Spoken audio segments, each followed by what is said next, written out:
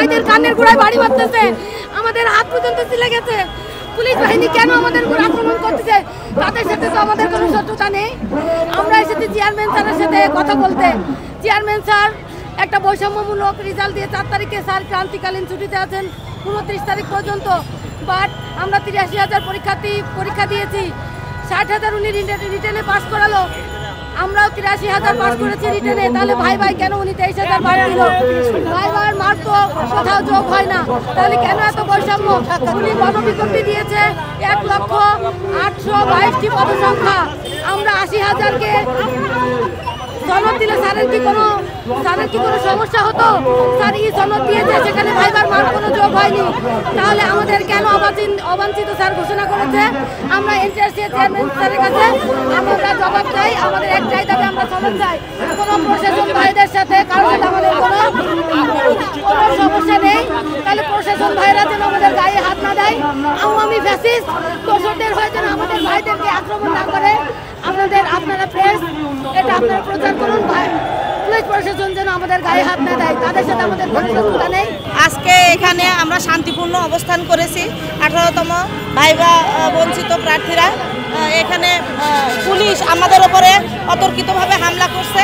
Police আমাদের মা বোনদের গায়ে একরকম হাত তুলেছে, হাতাহাতি করে আমাদের কাছ থেকে ব্যানার ফেস্টুন এগুলো কেড়ে নিয়েছে, ককটেল ছুটছে, তারপরে গরম পানি নিক্ষেপ করে অনেক মানুষ আহত আছে, হসপিটালে ভর্তি আছে, অনেক ভাইরা রক্তারক্তি কাণ্ড। এখানে আমাদের দাবি যৌক্তিক।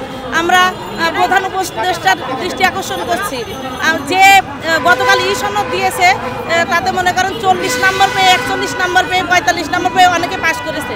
তাহলে আমরা তো ন্যূনতম 40 পেয়েছিলাম, সেই জন্য তো আমাদের ভাইবা বলে ডাকা হয়েছিল। তাহলে কেন যে নাম্বার সার্টিফিকেটে যুক্ত হয় না সেই নাম্বারের ভিত্তিতে আমাদেরকে কেন ফেল করানো হলো? 23,000 এই হবু শিক্ষকদেরকে বঞ্চিত করা হলো।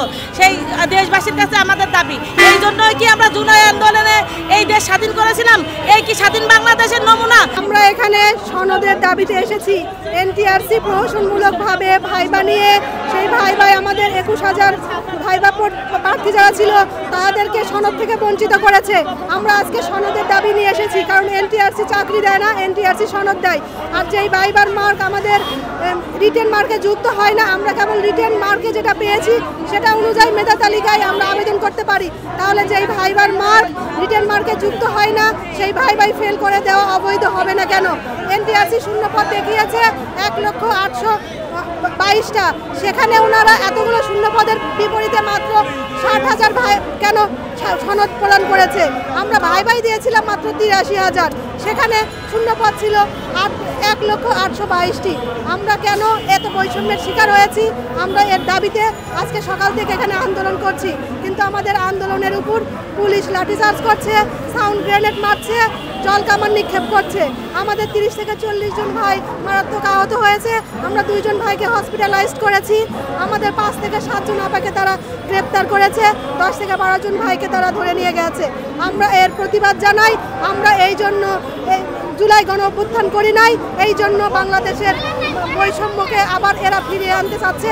আমরা এটার প্রতিবাদ করছি, আমরা এর সুষ্ঠু দাবি জানাচ্ছি।